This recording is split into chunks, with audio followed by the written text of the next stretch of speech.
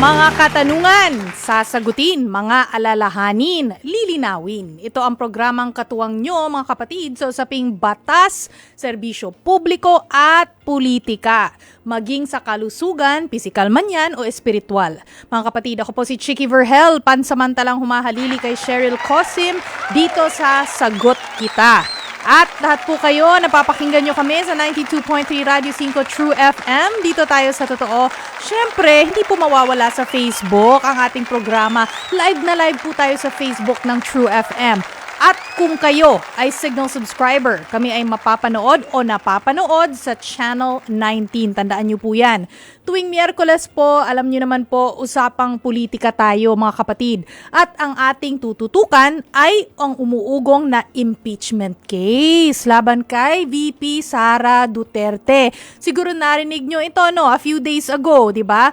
Una nang sinabi ni Duterte na aware siya tungkol dito. In fact, to quote the VP, sabi niya, pinag-uusapan nila, kahit na i-deny nila, pinag-uusapan ng members of the House of Representatives. So sa Kongreso daw nanggagaling. Agad naman itong mariing itinanggi ng mga mambabatas. Unang lumutang ang posibleng pagpapatalsik kay VP Duterte noong 2023, last year lang, sa kasagsagan ng issue ng paggamit niya ng 125 million pesos na confidential funds. Naging usap-usapan ulit ito noong siya ay dumalo sa budget hearing ng Kamara, kung saan tumanggi siyang sagutin ang mga tanong ng mga kongresista. Posible nga bang mapatalsik ang pangalawang pinakamataas na posisyon sa gobyerno at ano ang implikasyon nito sa mga paparating na eleksyon?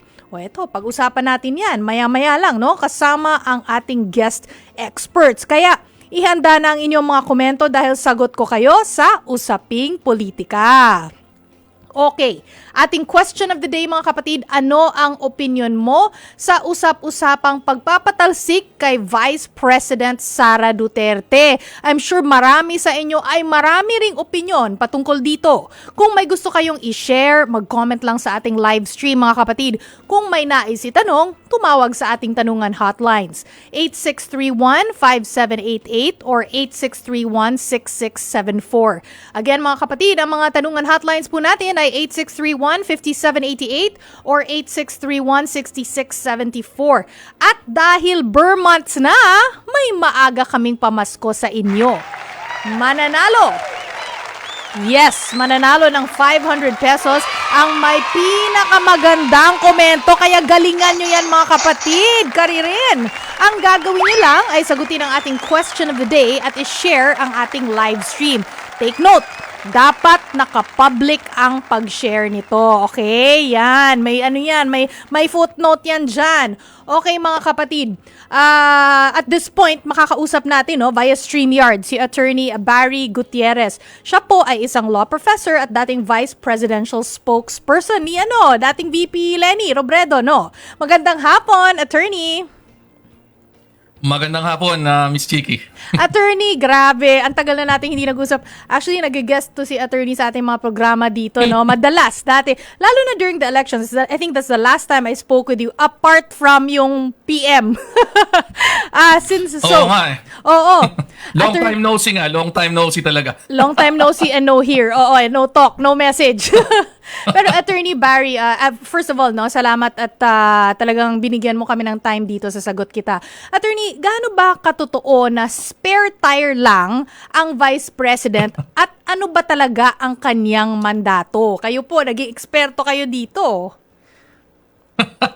Well, sa totoo lang, kung ang pagbabatayan lang natin ang ating saligang batas, ang talaga namang trabaho lang ng Vice President sa ilalim ng ating konstitusyon, nakatakda sa kanyang responsibility sa ilalim ng saligang batas, ay tumayo bilang Pangulo kung sakaling may mangyari sa Pangulo. So, talagang spare tire. Yun yun. Ngayon, traditionally, ang Vice Presidente binibigyan ng dagdag na responsibilidad sa pagitan ng pagbibigay ng appointment sa gabinete. At sa kaso ni VP Sara Duterte, nakita natin yan nung siya ay inappoint na Secretary ng Department of Education. Pero ngayon, dahil bumitaw na siya sa kanyang posisyon bilang kalihim ng DepEd, babalik na lang tayo uli doon sa kanyang original na mandato bilang Vice Presidente at gaya nga ng binanggit mo, ang pagiging spare tire yun. Sa ilalim kasi ng ating konstitusyon, yun lang talaga ang responsibilidad na binibigay sa Vice Presidente. Okay, malinaw po, no? I understand na tama po ba? Impeachable ang Vice President. Kasi para siyang parang second to the President. So parang siya din, parang impeachable din siya, no? Tama po ba? Pero ano-ano pong posibleng grounds for impeachment? Tama. Nakalagay sa Article 11 ng ating konstitusyon ang mga opisyal ng pamahalaan na maaring maging subject dito sa proseso ng impeachment. So gaya nga ng binanggit mo, kasama dito Presidente, kasama dito Vice Presidente, kasama dito ang mga miyembro ng Korte Suprema, mga miyembro ng Constitutional Commissions tulad ng COMELEC o ng COA at ang Ombudsman. So yun lang. So kasama yung Vice President doon. So ano yung pwedeng maging basis? Yes. Nakalagay sa ating konstitusyon, Section 2 ng Article 11 na ang pwedeng maging batayan para tanggalin sa pamamagitan ng impeachment ang isang opisyal na nakapangalan dito ay treason, bribery, graft and corruption, other high crimes at betrayal of public trust. So Okay. yun lang. Yun lang ang mga batayan. So sa puntong ito po, attorney, no, kasi sinabi mo nga yung mga grounds, no, sinabi na kabilang na doon yung treason, betrayal of public trust, I guess yung misuse of public funds, yun, no. Sa puntong ito, may grounds ba to impeach VP Sara Duterte?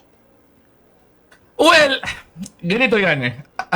Kahit na merong nakasaad na mga klarong batayan sa ilalim ng konstitusyon, sa dulo, ang magdi-define o ang maggagawa ng determinasyon kung meron nga bang ginawang bagay ang isang opisyal na papasok sa listahang ito ay ang Kongreso. Ibig sabihin, House of Representatives sa pamamagitan ng pagboto ang magdidesisyon kung meron nga bang nagawa yung opisyal na ini-impeach na lumabag sa anumang bahagi nitong listahang itong nakasaad sa konstitusyon. At halimbawa, betrayal of public trust.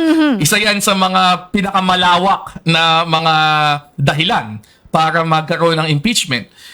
Mismong Korte Suprema natin, hindi binigyan ng definisyon kung anong ibig sabihin ng betrayal of public trust at pinaubaya sa House of Representatives kung ano ang ibig sabihin nito. Kaya sa dulo, sabi nga nung ilang mga observers, ang batayan, di ba, ay batay sa kung ano ang sasabihin ng House.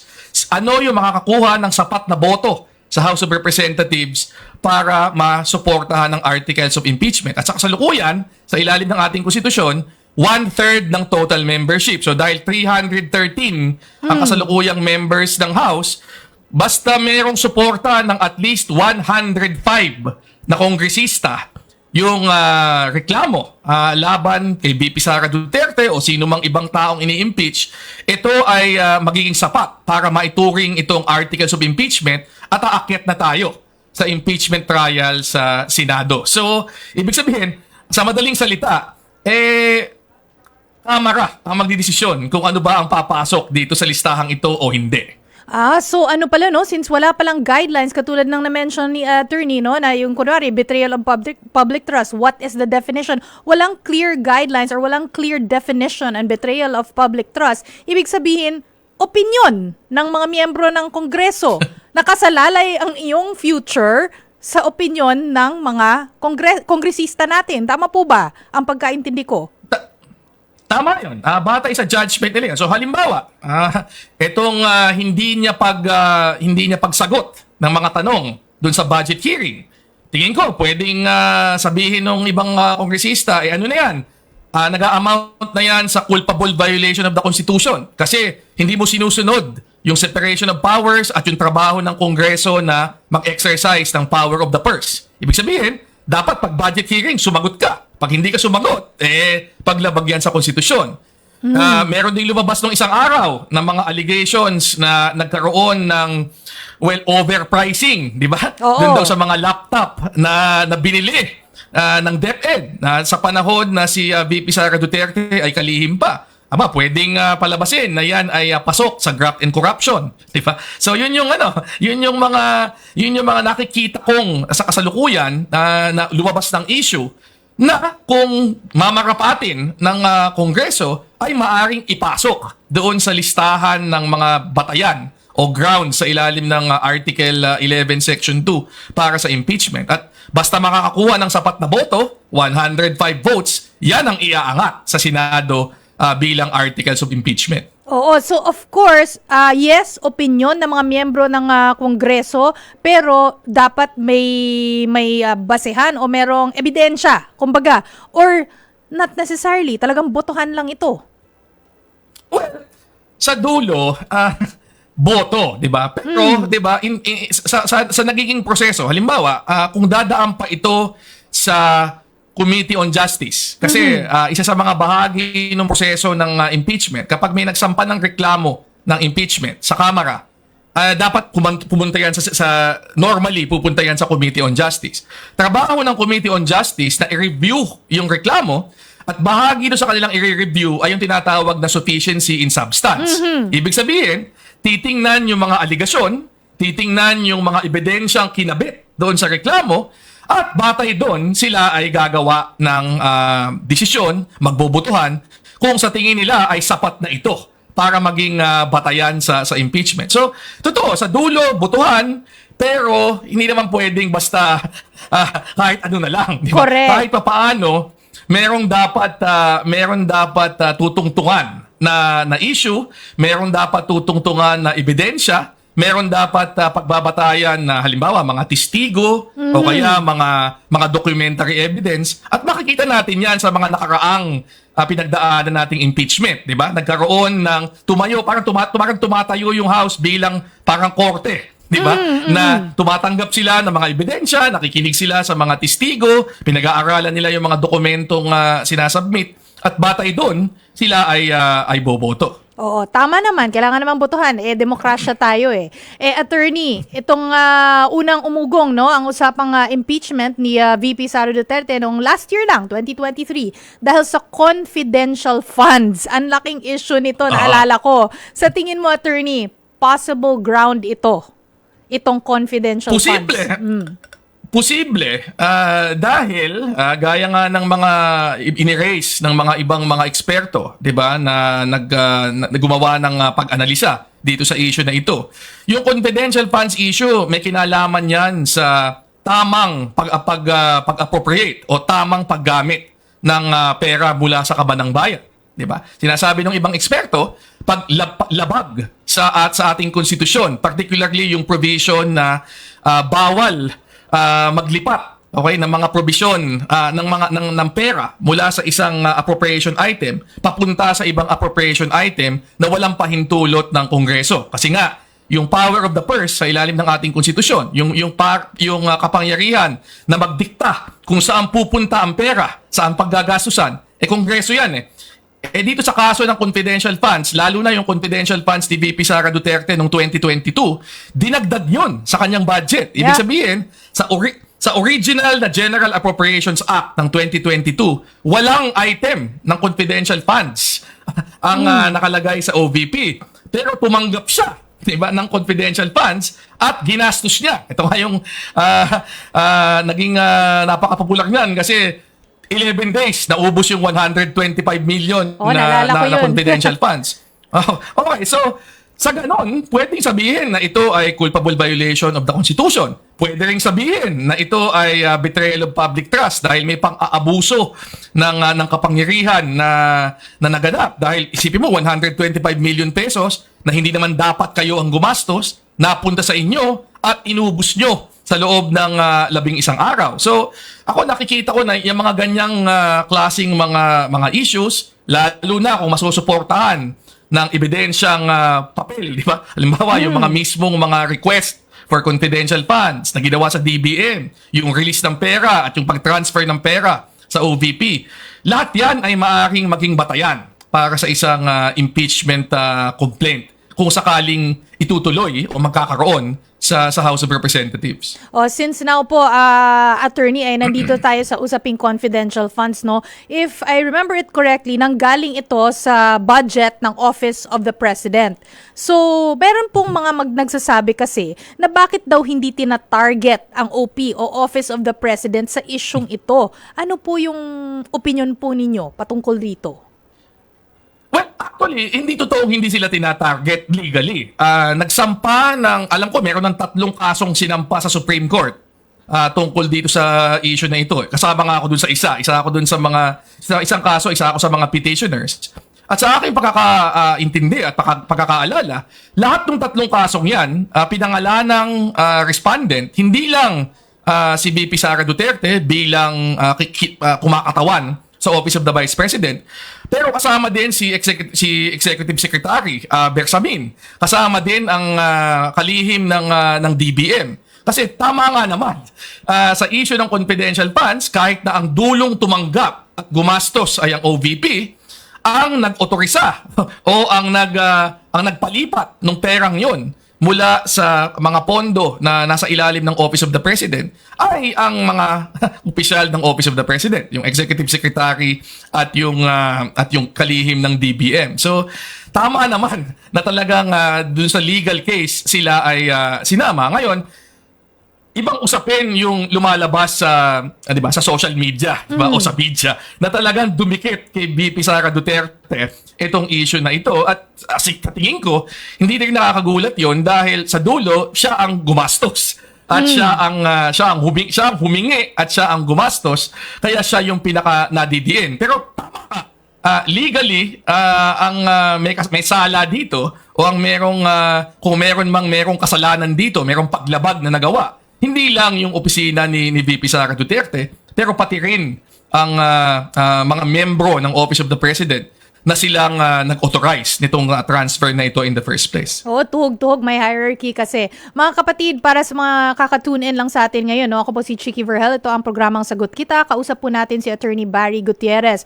Kung kayo ay may mga opinion o komento, join na po sa ating discussion online. Syempre, pwede rin po kayong tumawag sa ating tanungan hotlines. Ito na po ang mga numero, 86315788 or 86316674. Comment na at baka ikaw na ang magwagi ng maagang pamaskong 500 pesos. Kasi ang pinakamagandang comment ay makakatanggap po niyan. Yung maagang pamaskong 500 pesos. Share po the live stream at dapat naka-public. Huwag bibitaw mga kapatid dahil magbabalik ang programang Sagot Kita. Okay, nagbabalik ang programang Sagot Kita kasama ang inyong lingkod, Chicky Verhel. Ang ating question of the day, ano ang opinion mo sa usap-usapang pagpapatalsik kay Vice President Sara Duterte? Mananalo ng 500 pesos ang may pinakamagandang komento. Kaya pag-isipan na mabuti, komento na po kayo mga kapatid. At syempre, kasama pa rin natin si Attorney Barry Gutierrez. Siya po ay isang law professor, no, at dating Vice Presidential Spokesperson ni dating VP Leni Robredo. Okay. Attorney Barry, andyan pa po kayo? Oo naman, Miss Ayan. Chicky.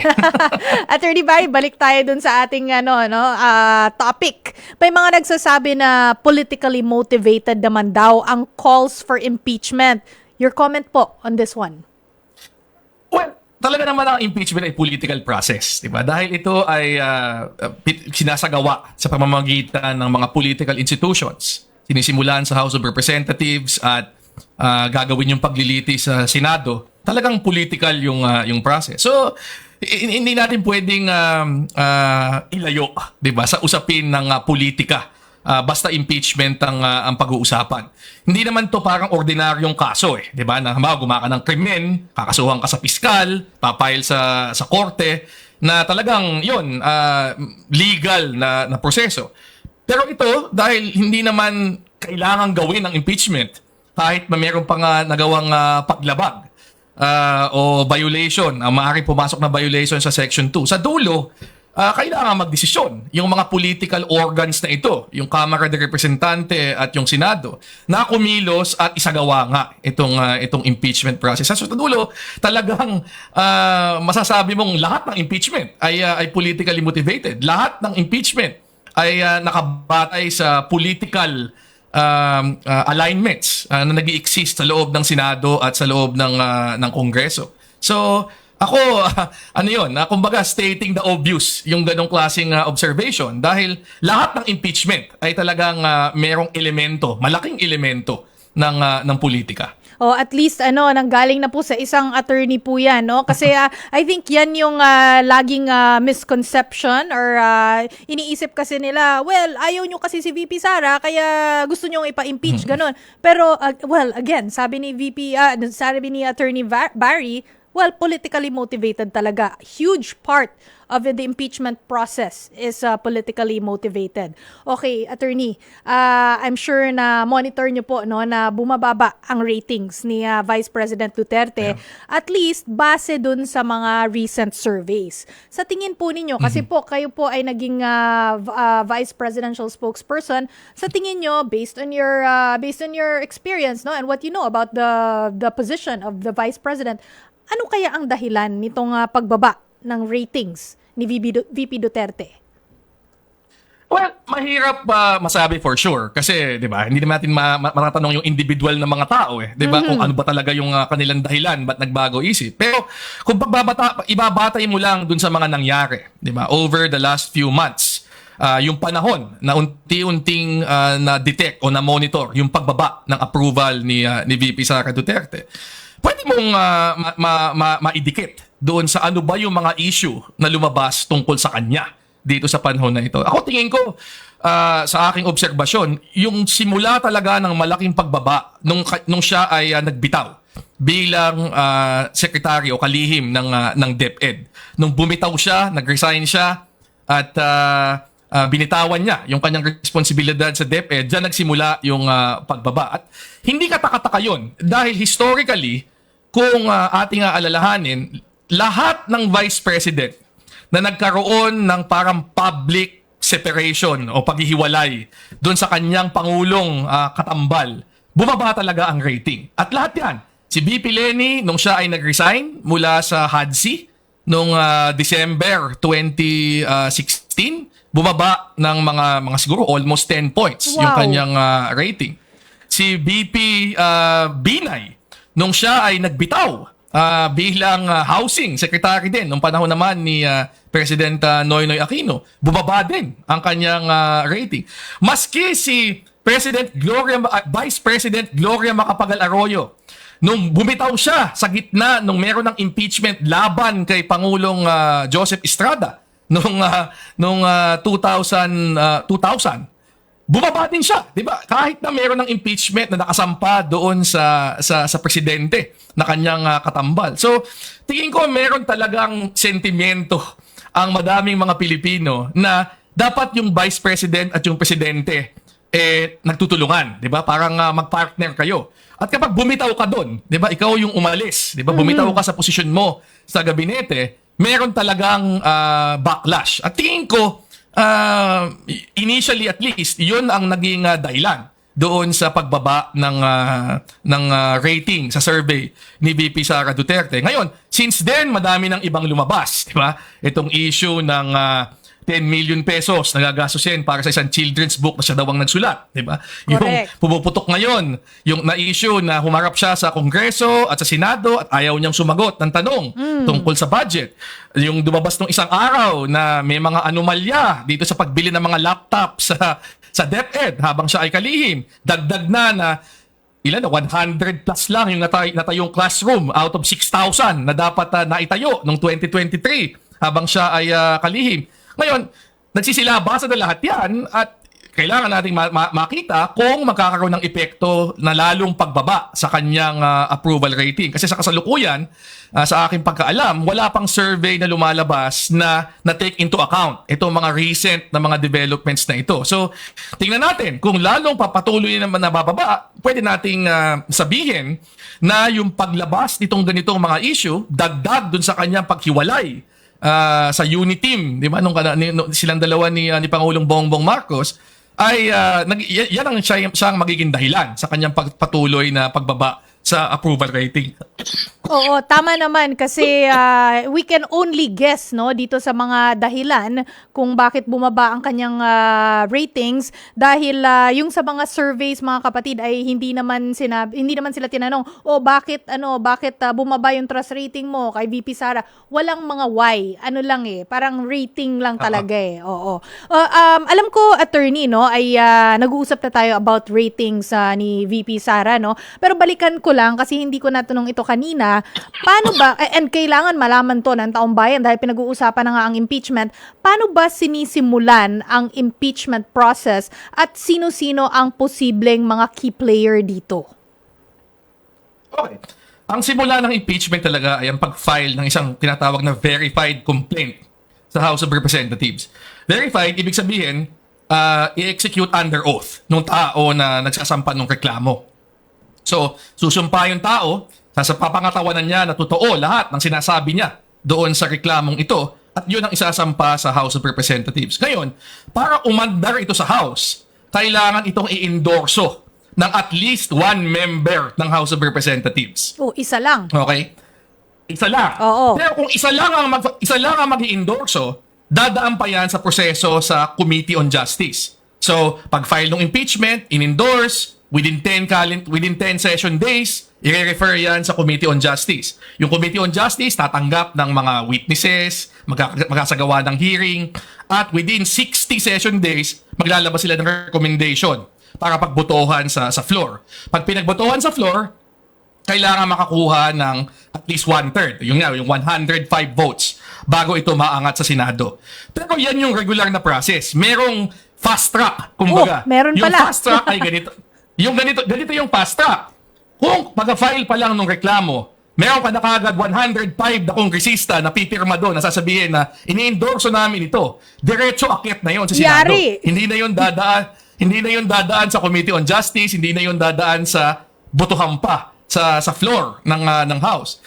Yung 105 signatures na yon as endorsement ay magiging sapat para iakyat na kagad yung reklamo sa Senado. At historically, nangyari yan nung impeachment ni dating Chief Justice Renato Corona na kung saan meron kaagad 1/3 ng mga member ng House of Representatives na pumirma kaya umakyat kaagad sa Senado at nagkaroon kaagad ng paglilitis. Hindi na dumaan sa proseso sa Committee on Justice. So, dalawa yan.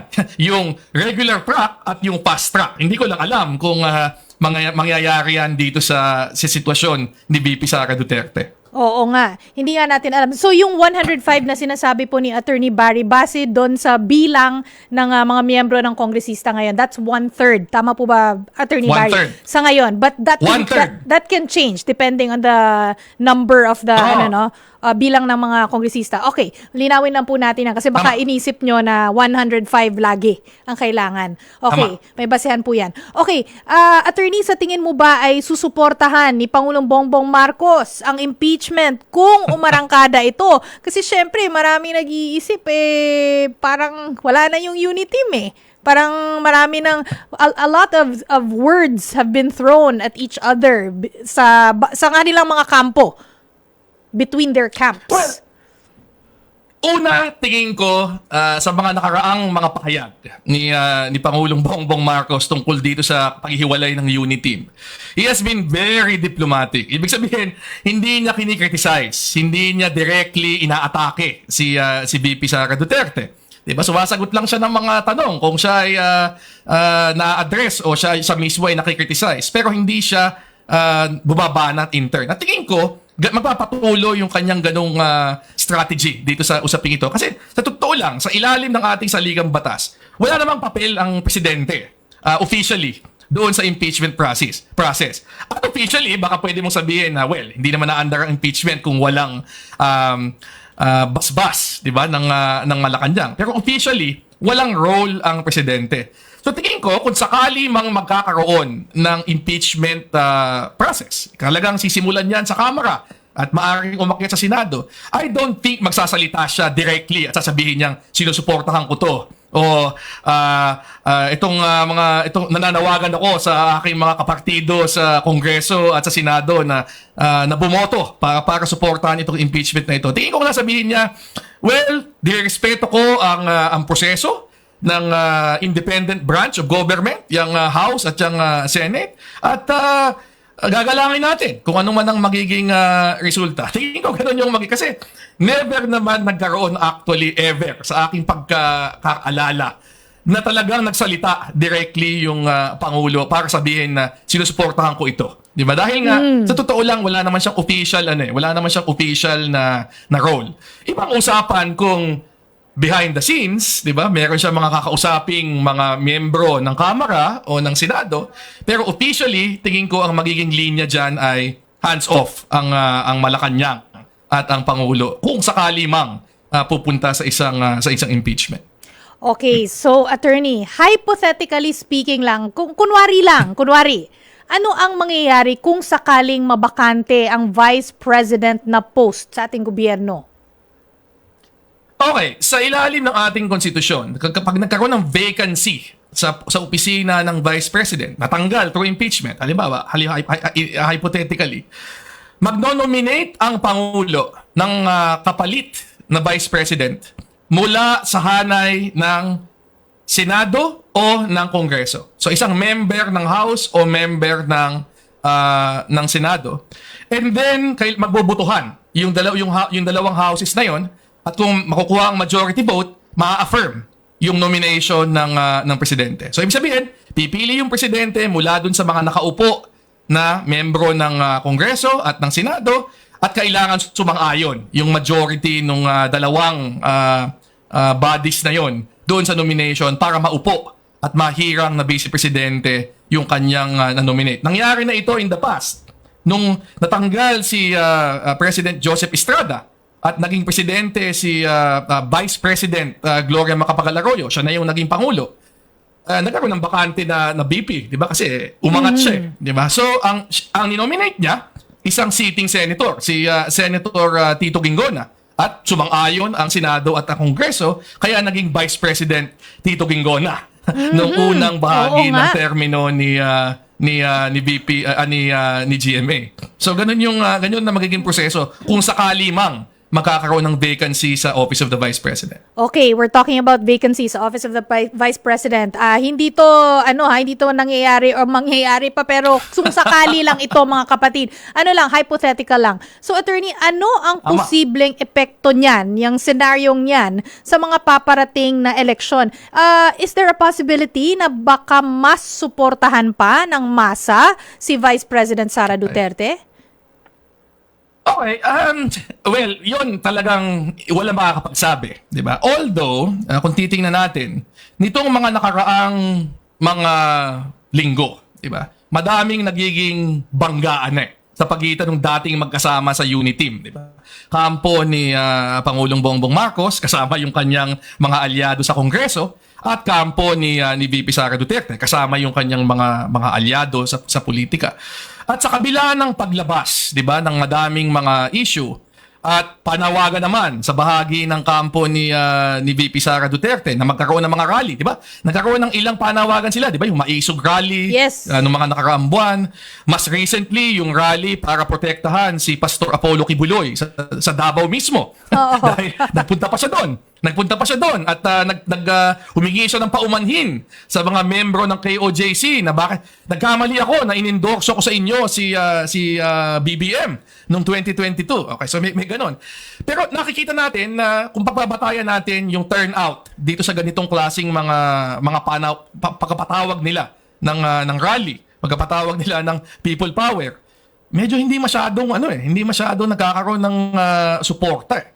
So ako tingin ko baka posibleng indikasyon yan na sa kabila nung nagiging alitan nung dalawang kampo, hindi pa rin nagkakaroon ng ganong kalakas na simpatsya o suporta. Okay, yung kampo ni VP Sara, at least do sa extent na talagang lalabas yung mga tao para sa kanila. Hindi pa nangyayari yon. Pero tingnan natin, hindi ko alam kung mag-iiba yung usapan kung sakaling mag-impeachment. Pero sa impeachment kasi tingin ko, ang pinakamalaking dahilan kung bakit hindi ito posibleng matutuloy sa darating na mga buwan ay oras. Kasi kahit paano, kahit sabihin mong, di ba, daanin sa fast track, 'di ba? Yung makakuha ka agad ng 1/3 ng Oo. ng House, 'di ba? 105 votes diretso sa Senado. Anong buwan na? September na eh. October, filing na ng Certificate of Candidacy.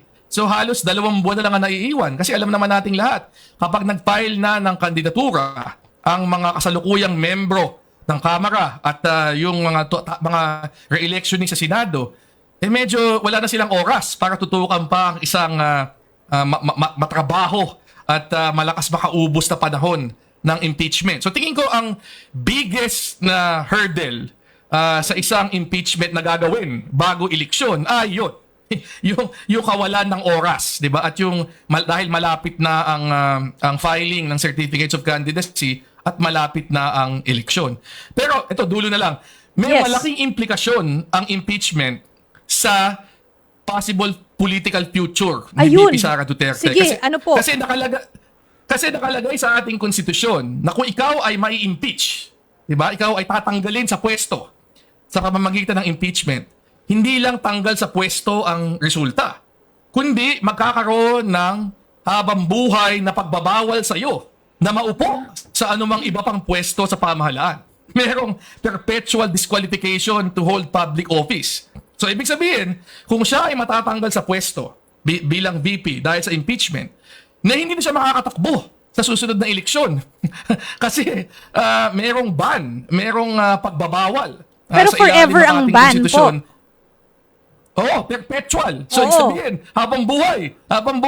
Pag tinanggal ka sa impeachment, hindi ka na makakaupo sa anumang pwesto sa pamahalaan bilang isang consequence nung impeachment. Klaro yan sa Article 11, Section 3, Paragraph 7 ng ating konstitusyon na ang implications ng impeachment ay tanggal ka sa kasalukuyan mong pwesto at ikaw ay merong perpetual disqualification from holding any other office in government. So medyo mabigat-bigat ng konti yung implikasyon kung sakali mang mangyayari yun. Siguro very very quick answer lang para dito, attorney, no? Kasi sa mga nangyayari sa ating bansa ngayon, nagsimula tayo sa unit team, tapos naging wala ng unit team, nag-resign yung VP dun sa pagiging DepEd Secretary. Ngayon may usap-usaping pag-i-impeach sa kanya. Ano po yung ipinahihiwatig nito sa political landscape or political situation ng ating bansa ngayon?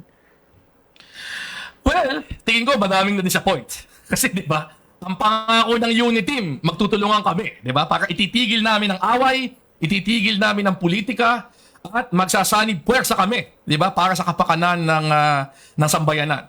Pero ito tayo wala pang 2 taon halos sa loob ng termino, nagsimula ng mag-fracture yung unit team at ito nga, nasa punto na tayo na pwede natin sabihin meron ng open warfare sa gitna ng sa pagitan ng dalawang paksyon.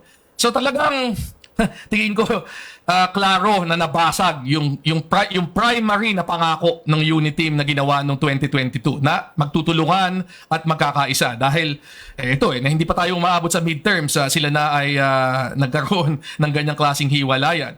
Ang pangalawang implikasyon tingin ko klaro na nagkaguhitan na yung dalawang paksyon dito at ano na to hanggang sa dulo na ang laban na ito. Tingin ko, nasa punto na masyado ng madaming nangyari para magkaroon pa ng anumang pagbabalik loob sa isa't isa. Talagang ito na ay magkakaduluhan at kita na natin yan. 'Di ba? Talagang umabot na sa ikino-contemplate na at pinag-uusapan ng impeachment. 'Di ba? Nagkakaroon na ng usapan na pagkilos para talagang magbanggaan yung dalawang puwersa at maasahan natin na ito na ang magiging timpla at ito na ang magiging makikita natin, maasahan natin sa loob ng politika at least with these two factions going forward hanggang sa katapusan ng terminong ito. Okay, mga kapatid, pwede pang humabol sa pag-comment sa ating live stream para sa inyong mga opinion. May maaring magwagi ng maagang pamaskong 500 pesos. Okay, maraming salamat for joining us this afternoon, Attorney Barry Gutierrez. Again, mga kapatid, siya po ay isang law professor at dating presidential spokesperson. Para lang po malaman po ninyo, sinubukan po naming imbitahan ang Office of the Vice President para sa isang panayam pero tumanggi sila dahil may kasabay raw na meeting. Hindi rin po nagpaunlak ang ilang mga personalidad na kilalang malapit or malapit sa Vice Presidente. Again, maraming salamat, Attorney Barry Gutierrez. Maraming salamat, Miss Chiki. Always a pleasure na magpunta dito. Till next time. Okay mga kapatid, silipin na natin ang mga komento ng mga netizens. Ito na po, simulan po natin kay Elisha Galliano. Ang sabi po niya, pwede po siya ma-impeach, o opinion to ni Elisha ha, pwede po siya ma-impeach kasi hindi niya masagot ng maayos yung mga tanong sa kanya kung paano niya ginastos yung pera. Pero alam niya kung nasan si Kibuloy nung tinanong siya. Opinion po yan ni Elisha Galliano. Dito naman po tayo kay Nelson Taok Jr. Sa akin, malabo ma-impeach yan. Sa tagal ko na sa politics, depende sa grounds yan kung mabigat o hindi. At pagbobotohan pa yan ng House of Representatives at Senado. Malabo yan kasi kaalyado niya mga kongresista sa Davao at Bicolandia daw sa eleksyon ang Bawi 2028. So si Elisha, sabi niya, pwedeng ma-impeach. Si Nelson sabi niya, malabo daw. Si Albert De Los Santos, ang sabi, nakakatakot pong maging Pangulo yan. Binabastos ang batas at rules ng Kongreso at Senado. Wala siyang galang sa mga mababatas. Lahat iniisip niyang kaaway. So ang impression, I guess, kay Albert De Los Santos, palaaway tong si VP Sara Duterte. Again po, opinion po yan ni Albert De Los Santos. Dito po tayo sa sinasabi ni Marisol Supsupin. Good afternoon po ma'am. If may paglabag siya sa batas ng Pilipinas, bakit hindi po kaya lang dapat ilagay sa tamang proseso at wag pamulitika lang ang dahilan? Kung ang tinutukoy po ninyo, Ma'am Marisol, ay yung impeachment, sinabi na po ng abogado na kausap po natin kanina, si Attorney Barry Gutierrez, ang proseso po ng impeachment ay hugely politically motivated. Kumbaga, political process po talaga siya. Yan. Okay, si Sonia Lamando Alano, ang sabi niya, bakit kailangan i-impeach ang isang mataas ang katungkulan sa gobyerno at may marunong pag-iisip? Di ba dapat ang inaakusa ang nagmamaneho ng bansa? Uy, so malinaw na ang sinasabi. Sino ba nagmamaneho ng bansa? Kung hindi ang VP, siguro ang mas mataas sa kanya. So baka ang tinutukoy nito ay si Pangulong Bongbong Marcos. Maraming salamat sa iyong komento, Sonia. Anchi Tena, ang sabi niya, dapat lang siyang ma-impeach dahil naturingang babae ay hindi siya transparent sa mga hinawakan niyang pondo at ipipilit pa niya ang pondo for 2025. Hindi nga niya may paliwanag kung nasaan ang perang hiningi para sa kanyang nasasakupang sangay. O ang sinasabi nitong pondo for 2025, humihingi kasi yung Office of the Vice President ng around 2 billion no, na pondo. So that's higher than the something like 1.8 billion ng taong ito. So ito siguro yung tinutukoy nitong si Anchi Tena. Okay. At ang huling komento po natin ay nanggagaling po kay Grace Atienza. Ang sabi niya, bakit i-impeach? Certification by liquidation. Lahat imbestigahan, wag lang si VP. Bias daw ang mga kongresista o ang mga congressman. Ang sinabi ni Grace Atienza. Mga kapatid, maraming salamat sa iyong mga komento at for participating. And okay, so sinilip na natin yung mga komento po ninyo. Okay, Eddie, nandito na pala. May winner na pala tayo. Pinili na. Oh, palakpakan! Winner po siya ng 500 pesos. Ang laki po niyan sa mga panahong ito. Kahit anong dagdag sa ating mga bulsa. Welcome na welcome. Hindi po ba? Oh, 500 pesos. O sige, ang winner ay si... Drum roll naman dyan! Okay, winner ay si Miss Nueva Jean Riva Bilian. Ang sabi po ni Miss Nueva o Nueva Jean ay para sa akin sana bago ma-impeach ang isang nasa politiko, lalo na if nasa mataas na posisyon, ay dinadaan sa tamang proseso at paimbestigahan na mabuti.